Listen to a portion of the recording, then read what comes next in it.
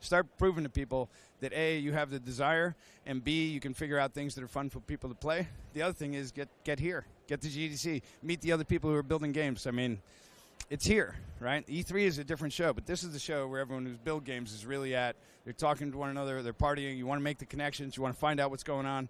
Sign up with the IGDA. Sign up with the AIAS. Get into the communities where the jobs are, where the job postings are.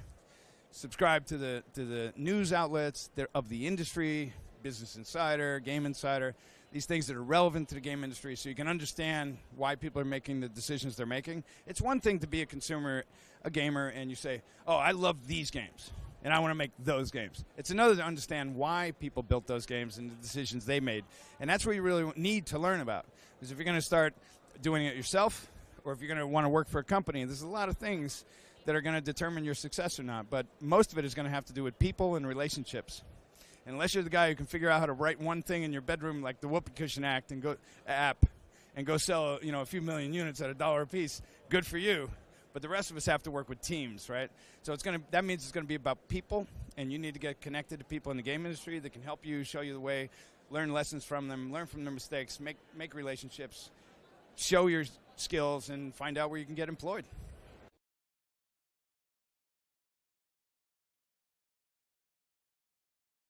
If I could name one game that really told me it was time to get into making games, it was Myst.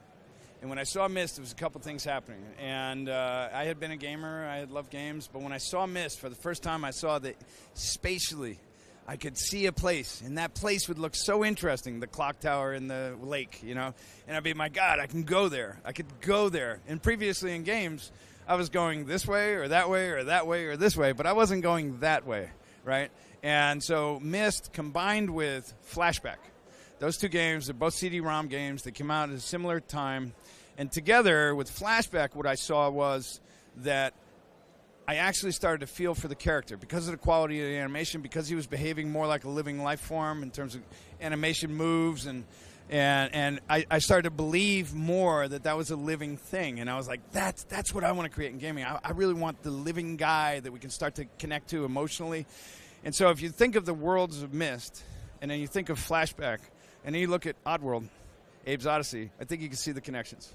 So we wanted to create more cinematic, epic level, deep visual platforming world games.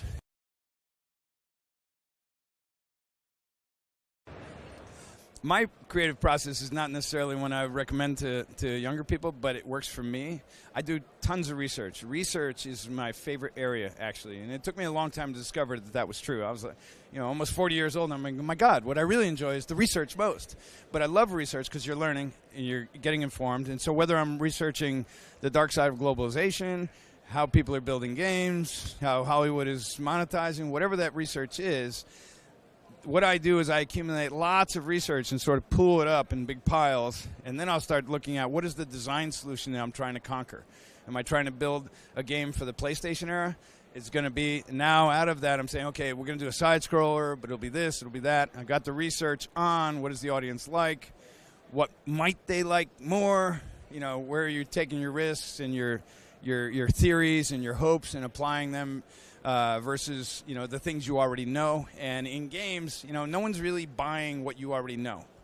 They all want something new. It better be better next week. So you don't have the luxury of really relying on any existing set of rules, because next week the rules change. Let's take VR for instance. It's a complete game changer. You think all your old game design principles hold up here? Forget it. It's a whole new game.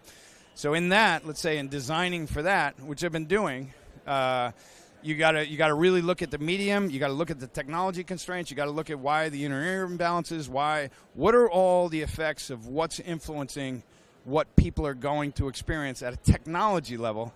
Then, as a fresh slate, how do you start designing for that technology? The way people acclimate with it, the way they orient to it, how long they're going to stay in there, and really start building up in a creative design process from that. So I might have two themes that I want to work with. Let's say VR. Now I've got all these very simple technical, practical constraints that I have to consider. And then the other one might be, dark side of globalization. And I want to combine those two. So now that's the beginning of the creative process. And then there'll be other stimulations and inspirations along the way. But that's how I tend to start the creative process, is with a mountain of research, and then hopefully a few lightning strikes that we can capture in some jars and get some magic in there. But that's how I do it.